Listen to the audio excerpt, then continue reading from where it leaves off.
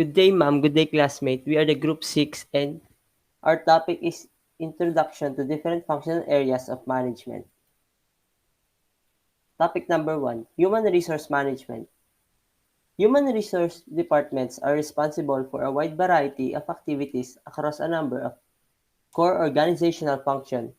Human resource management is a central pillar of many organizations.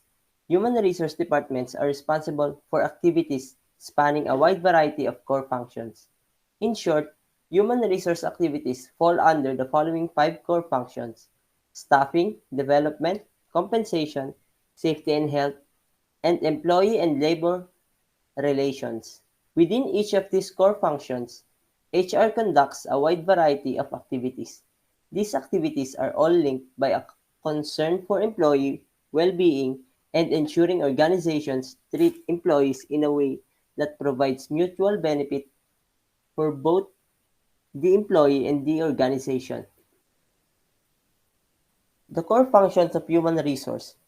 Human resource professionals conduct a wide variety of tasks within an organizational structure. This includes: number 1, staffing.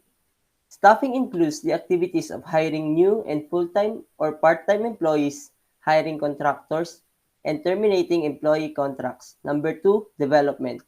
Onboarding new employees and providing resources for continued development is a key investment for organizations, and HR is charged with maintaining a developmental approach to existing human resources. Number 3, compensation. Salary and benefits are also within the scope of human resource management. This includes identifying appropriate compensation based on role, performance, and legal requirements. Number 4, safety and health.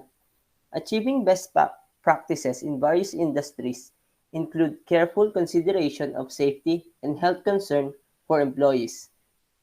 And lastly, employee and labor relations.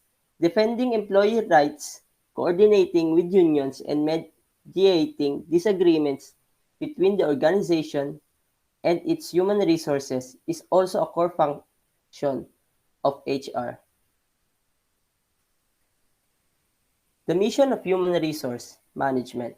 Human resource management, HRM or simply HR, is responsible for the attraction, selection, training, assessment, and rewarding of employees. HR also oversees organizational leadership and cultures and ensure compliance with employment and labor laws. The marketing attraction, selection, training, assessment, and rewarding. Attraction. The marketing disciplines associated with branding and brand management have been increasingly applied by the human resources and talent management community to attract, engage, and retain talented candidates and employees. Number 2, selection. This process is more meant to evaluate the candidate and also evaluate how the candidate will fit into the organization. Number 3, training. Training and development, or T&D, encompasses three main activities: training, education, and development. Number 4 is assessment. A performance appraisal or performance evaluation is a systematic and periodic process that assesses an individual employee's job performance and productivity in relation to certain pre-established criteria and organizational objectives. And lastly, rewarding. This consists of monetary rewards, also referred to as wage or salary, and complementary benefits, including healthcare, pension plans, and stock option. The HR department plays a critical role in determining raises or bonuses based on employee performance. Number 2, human resource planning. Human resource forecasting and planning is to ascertain the net requirements for staff by determining the levels of demand for and supply of human resources now and in the future. HR forecasting can reduce HR costs, increase organizational flexibility, ensures a clear and close linkage to the macro business forecasting process, and ensures that the organizational requirements take precedence over issues of resource constraint and scarcity. Key personnel analysis conducted by HR forecasters, specialists, technical and professional personnel, and employment equity designated group membership. There are five stages of the forecasting process. Number one, identify organizational goals, objectives, and plans. Number two, determine overall demand requirements for personnel. Number three, assess in-house skill and other internal supply characteristics. Number four, determining the net demand requirements that must be met from external environmental supply sources. Number five, develop HR plans and programs to ensure that the right people are in the right places. Next presenter. So good day everyone. So these are the factors that that affect HR process. Economic environment. Recessions recessions booms and the general rate of inflation consumer demand which which which affects personal needs. It creates a more competitive environment requiring increases in productivity and more efficient employees. And also the labor markets and unions. The presence of labor unions can change human resources procedures in a company in the absence of unions. Humans human resources managers develop policies related to hiring compensation and benefits based based based upon their research and management determination of business needs. And the others is industry and product life cycles, technological changes, competitor labor usage, global market for skilled labor, and the last is demographic changes. So the following are the organizational factors affecting HR forecasting. Organizational strategy has a better chance of succeeding when employees understand and buy into your plan. HR is the liaison between management and staff. It can influence employees' attitudes and behaviors towards your company and gain their support for your strategic plan. So here's the others. Corporate mission, strategic goals, operational goals, production budgets, HR policies, organizational structure, restructuring, and workers' KSAs, competencies, expectations. HRMS level of development, organizational culture, climate, job satisfaction, communications, and job analysis, workforce coverage, current data. Next slide. HR forecasting time horizons. Current forecast. A forecast is a statement of what is expected to happen in the future, especially in the relation to a particular event or situation. The next is short run forecasting. It's made to fulfill short term targets like preparation of suitable sales policies to increase the sales of proper planning for inventory as per the required demand. Medium run forecasting for a forecast for a period extending from about 3 days to 7 days in advance. Next is long range forecast. Long range forecast provide information about expected future atmospheric and oceanic conditions. average over periods of 1 to 3 months. So, marketing management is the wait, next slide.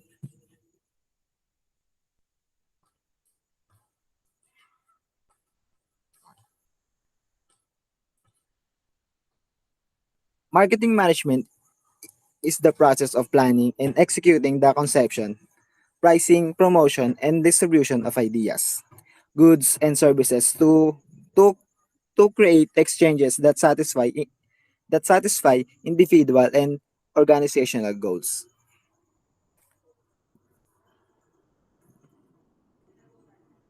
Marketing management tasks. Developing marketing strategies and plans. The first task is to identify its potential long-run opportunities given its market experience and core competencies. Capturing marketing insights. To understand what is happening inside and outside the company, it needs a reliable marketing information system as it will want to at least will want to monitor its marketing environment closely. Connecting with customers. Companies must consider how to create the best value for their chosen target markets and develop strong, profitable, long-term relationship with customers. And the next is building strong brands. Companies must understand the strengths and weaknesses of their brands. This assists company brands in consumers' eyes. Shaping market offerings. At the heart of the marketing program is the product, the firm's tangible offering to the market, which includes product quality, design, features, and packaging. Delivering value. Companies uh, must also adequately communicate the value embodied by its product and services to target market. So the last is creating long-term growth. Companies must also consider their products and brands and how their profits should be grown.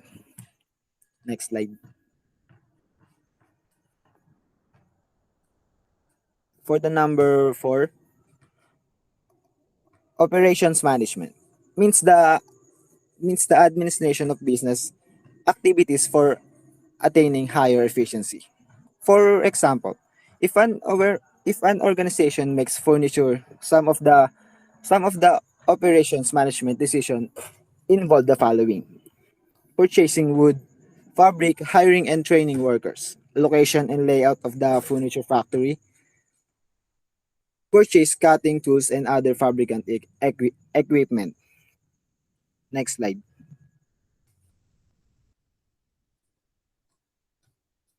Importance of operation management helps in achievement of objectives. Operation management has an effective role in the achievement of predetermined objective of an organization. Improves employee productivity. Operation management improves the productivity of employees. Enhance goodwill. Enhance goodwill. Operation management helps in improving the goodwill and presence of organization. Optimum utilization of resources.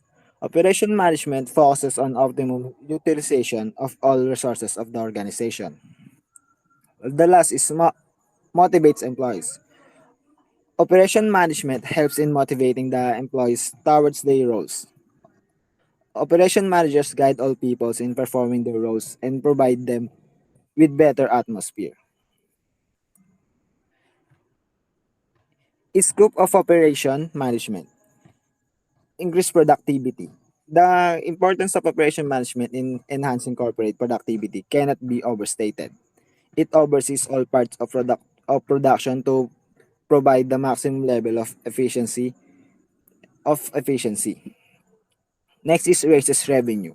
The profitability of a company is directly influenced by operational management. It focuses on lowering the cost of operation, operations for businesses by decreasing resource waste. Next is achievement of organizational goals. Every firm works to attain its target objectives. Improve customer satisfaction. Sorry.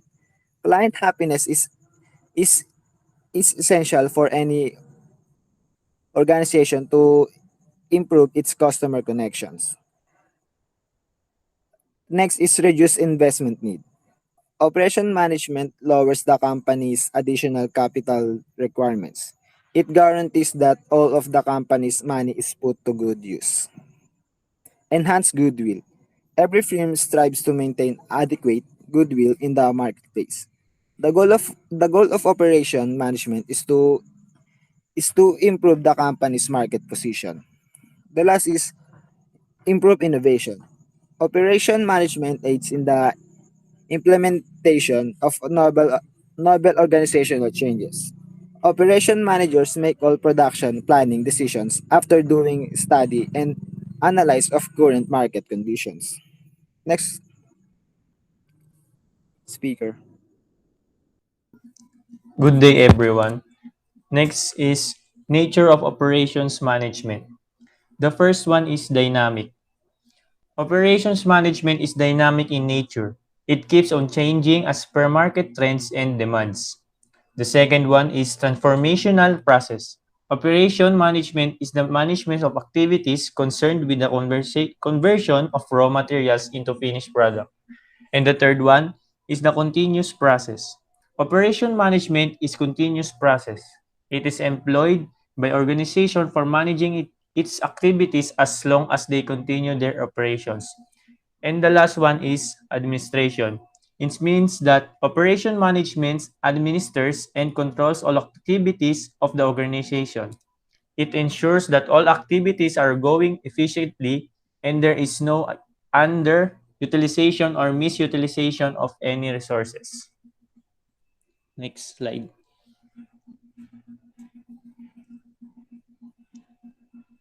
The next one is the key functions of operation management. Functions of operation management. The first one is the finance. Finance plays a main function in operations management. The operation manager should not waste finance in unproductive tasks.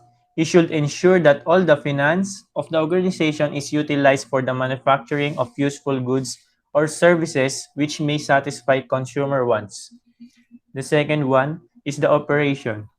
The function of the operation management is basically concerned with planning, organizing, directing, and controlling of daily routine operations of an organization. The operation manager ensures that all activities are going effectively and efficiently. The third one is strategy. The strategy formulation is also the main function of the operation management. The operation manager should have pre-planned tasks. Formulation of plans and tactics help the organization in optimizing their resources and developing a competitive edge over competitors. The fourth one is the product design.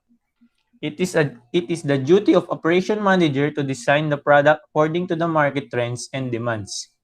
It should ensure that innovative techniques are incorporated with the product and its quality is maintained. The fifth one is the maintaining quality. Operation managers should ensure a better quality of products. The manager should not compromise with the quality of product. They should work on quality management and should supervise all tasks. If any defects are found, they should take steps to rectify such defects. Next slide. The next topic is financial management. Meaning of financial management. Financial management means planning, organizing, directing, and controlling the financial activities such as procurement and utilization of funds of enterprise. It means applying the general management principles to financial resources of enterprise. Next. Uh, Objectives of financial management. The financial management is generally concerned with the procurement, allocation, and control of financial resources of concern.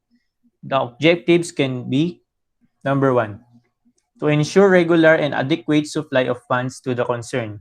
Number two, to ensure the adequate returns to the shareholders with the depend upon the earning capacity market price of the share, expectations of the shareholders. Number three, to ensure optimum funds utilization. Once the funds are procured, they should be utilized in maximum possible way at least cost. Number four, to ensure safety on investment. Funds should be invested in safe ventures so that adequate rate of return can be achieved. And the last one, number five, to plan a sound capital structure, there should be sound and fair compensation of capital so that a balance is maintained between debt and equity capital. Next slide. Next topic is functions of financial management. Number one, estimation of capital requirements. A finance manager has to take estimation with regards to capital requirements of the company. This will depend upon expected costs and profits and the future programs or policies of a concern. Estimations have to be made in adequate manner, which increases earning capacity of enterprise. The second one, determination of capital composition. Once the estimation have been made, the capital structure have to be decided. This involves short-term and long-term debt equity analysis. This will depend upon the proportion of equity capital of a company is possessing and additional funds which have to be raised from outside parties. And the third one is choice of sources of funds. For additional funds to be produced, a company has many choices like A, issue of shares and debentures, B, loans to be taken from banks and financial institutions, C, public deposits to be drawn in form of bonds. Next slide. Number four is investment of funds. The finance manager has to decide to allocate funds into profitable ventures so that there is safety investment and regular returns is possible. Number five is the disposal of surplus. The net profits decisions have to be made by finance manager. This can be done in two ways. Dividend declaration. It means it includes identifying the rate of dividends and other benefits like bonus. And the second one is retained profits. It means that the volume has to be decided, which will depend upon the expansions, innovations, diversifications plans of the company. And the next is number six, management of cash. Finance manager has to make decision with regards to cash management. Cash is required for many purposes like payment of wage and salaries, payment of electricity and water bills, payment of creditors, meeting current liabilities, maintenance, and enough tax, purchase of raw materials, etc. And the last one is number seven, financial controls. The finance manager has to only to plan, procedure, and utilize the funds, but he also has to exercise control over finances. This can be done through many techniques like ratio analysis, financial forecasting, cost and profit control, and more. Next slide. Next topic is all about information and communication technology management. ICT management can be divided into four categories according to how business-minded they are. It is essential to have capabilities and expectations in balance. These are the capabilities. First, category 1, knowledge area.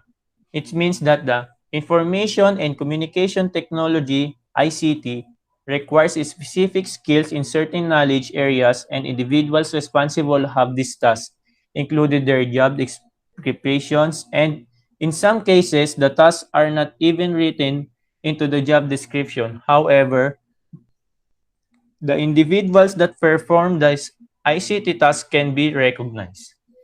The next category is support function. The support function has Sovereignty means in this case that ICT area has the defined area where it can manage its internal operations, a well-managed support of functions driven by business. But the ICT operations themselves are managed independently. The next category is management function. Management function is at the same level as the other business areas, but it strives to develop the competitiveness of business with ICT. It is the common to include the development of process in this function. The governance method are typically clear and developed in order to ensure that the function remains efficient and results-oriented amongst all the business issues. The management function has to sit in the top executive management team. The category 4, business function. ICT services are the key element of company's product or services offerings a part of the income can be identified directly to it. The function is therefore a real profit center and it also carries a part of business risk. Next is expectations. It is of utmost important to understand the functional areas for the two reasons. First reason is it helps to set the objectives correctly. And the second one, it helps to understand what you can expect from ICT. So this is the category 1. Knowledge area is not a development organization. It is fully acceptable for ICT to be just a knowledge area if it's not expected to develop and renew the company's critical IT system. It will take care of all the tasks it is assigned. It is worth noting that projects and programs are not routine tasks and you cannot expect ICT to be able to manage them. If you expect the type of ICT organization to renew, for instance, an ERP system, the company's management has made critical misjudgment. Managing a program will be almost certainly be a problematic. For a small company, the knowledge area category is often sufficient. The next category is the category 2. Support function contributes with ICT services and solutions. In mid-size and large companies development, it continues and therefore ICT management should be at least at the level support function. In this case, the question is where you can find appropriate leadership and experience to manage it at all. The management has to have true capability to manage this function. Next category is category 3, management function develop business. In order to be a management function, ICT needs to be a highly developed specialist organization. What could you expect for a support functions leadership? It expected from all the key positions in the management function. To create such a specialist organization is a long process and demands significant financial investment and strong support from the top leadership. It is very hard to create a management functions in the company which does not have other developed specialist organization. When ICT is management function, it is also capable of delivering challenging business development program. The last category is category 4. Business function delivers revenue. It means that the management capability of a business function is typically somewhere between a support function and the management function. There is also a strong emphasis on serving oriented skills to deliver end customer value. And that's all of Module 6. Thank you.